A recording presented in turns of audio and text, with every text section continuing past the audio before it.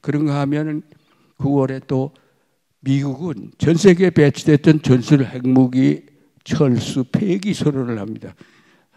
고르바초프도 마찬가지 선언을 합니다. 그래서 한반도에 있던 남한에 있던 전술 핵무기가 전부 철수하게 됩니다.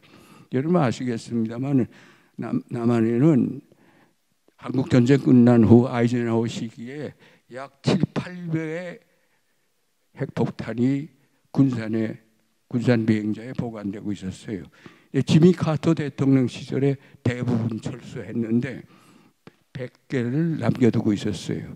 근데 100개의 전술 핵무기가 이때 철수하게 됩니다. 북한은 그 철수하지 않고 팀 스프리트 훈련을 중단하지 않는 한 아무것도 안 하겠다는 주장을 계속해 왔는데 북한의 주장이 받아들여지는 셈이 돼버리는 것이죠. 또 그리고 중국 지도자가 김일성한테 강력히 권고하기도 하고 해서 남북 고위급 회담이 재개돼 가지고 결국은 좀 시간이 걸렸지만은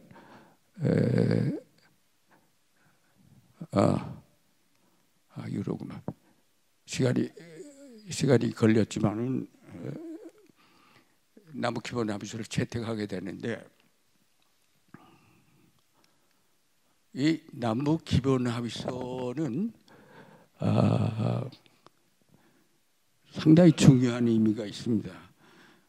남북 기본 합의서에 앞서서 유엔에 공동 가입했다고 하는데 유엔의 공동 가입이 남북 기본 합의서 채택하는데 결정적으로 기여하게 됩니다.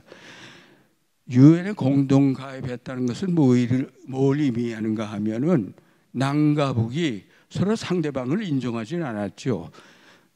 대한민국 헌법 제4조에 보면은 대한민국은 한반도와 그 부속 영토를 한다 이렇게 돼 있죠. 북한도 대한민국 땅이에요. 근데 북한에 있는 정권은 불법 교전단체예요. 그는 붕괴시켜야 될 대상이요. 그런가 하면 북한은 또 남한을 미제국주의 식민지요. 그 괴뢰 정부예요. 남한 정부. 서로 상대방을 인정하지 않았는데 유엔에 공동 가입함으로써 남과 북이 국제사회와 함께 한반도에 두 개의 주권 국가가 있다는 것을 인정하게 된 것입니다. 있는 것을 있는 대로 이제 드디어 인정하게 돼. 이렇게 됨으로써 문제가 해결되게 되는 것이죠. 북한은 더 이상 연방제 통일 주장하지 않게 되고 하나의 조선은 주장하지 않게 되고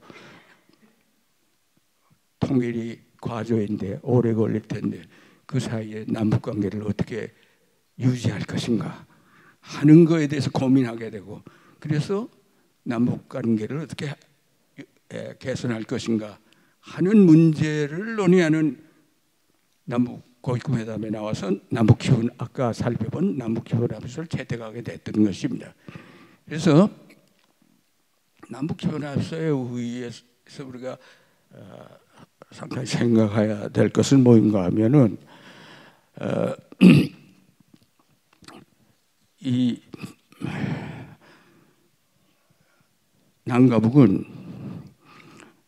서로 여태까지 인정하지 않았지만은 처음으로 국제사회와 함께 주권국가로 서로 인정하는데 그럼에도 불구하고 남북 사이의 관계는 국가와 국가와의 관계로 보지 않고 통일을 지향하는 과정에서 잠정적으로 형성되는 특수관계로 규정짓자 하는데 합의 보는 거 보고 그 특수관계를 어떻게 발전시켜 나갈 것인가 하는 것을 합의한 것이 남북기본합의서입니다.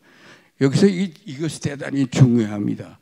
이렇게 함으로써 남과 북은 서로 현행 헌법에 어긋나지 않는 방법으로 남북관계를 발전시켜 나갈 수 있게 되고 또 남과 북은 서로 교역을 하는데 이중과세 하지 않고 민족 내부 거래로 생각하게 되는 근거가 되는 겁니다. 그래서 남북의 교역할 때는 서로 세금 내지 않습니다.